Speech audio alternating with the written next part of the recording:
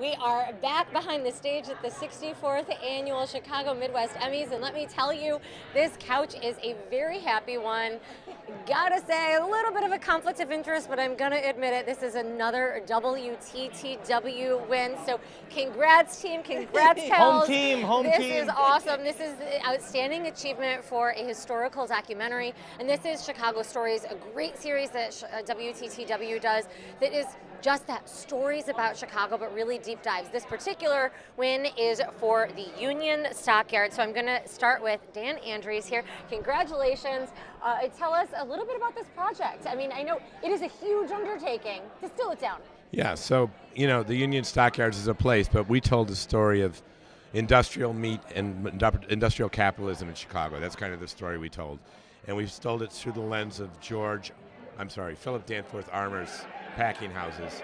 And it's about labor abuse, it's about environmental destruction, it's about slaughtering animals, it's about cheap meat, it's about the public's love of it, all that stuff. So it was a blast. Oh, and of course the killing of the bison. I forgot that. Yeah, slaughtering bison to make room for cattle. So bringing it down a little bit, but all right, we're gonna bring it right back on up because there's so much talent on this couch right now. We're gonna get to the writing in just a bit, but I want to first start with Patty. Congrats! This is you do the editing, bringing this all together. Really, it's sort of weaving together a story. What do you do in terms of this is a historical documentary to bring it to life? Well, it was quite a gory show in ways.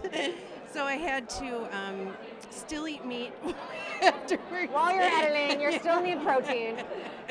But really, it's just having someone like Dan Andries believe in me as an editor and brought me into the project. And when someone believes in you, it helps you just do your best. And I had a great time.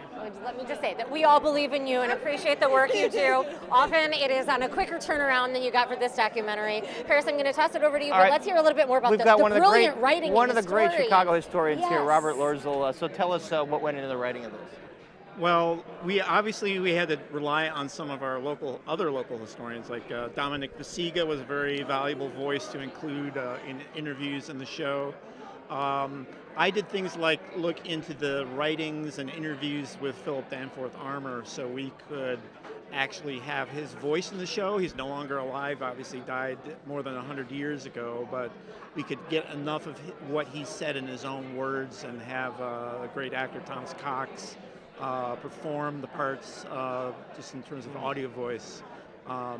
And bring it all together. Rob, you do such an amazing job of uncovering aspects of Chicago history that we all think. Got to follow this everybody guy's already Twitter knew everything feed. About. We want to say also we've got Ian Bertorelli. All right, Ian, give us a few words. What was your role?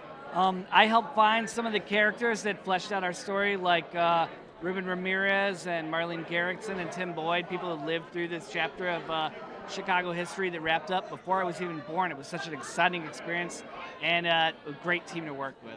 All right, congratulations, Dan. You're the man, the best there is in the city of Chicago. All right, whatever, fist bump, handshake. And this is one that I know we can see. We're going to be back with maybe a surprise guest in just a moment here.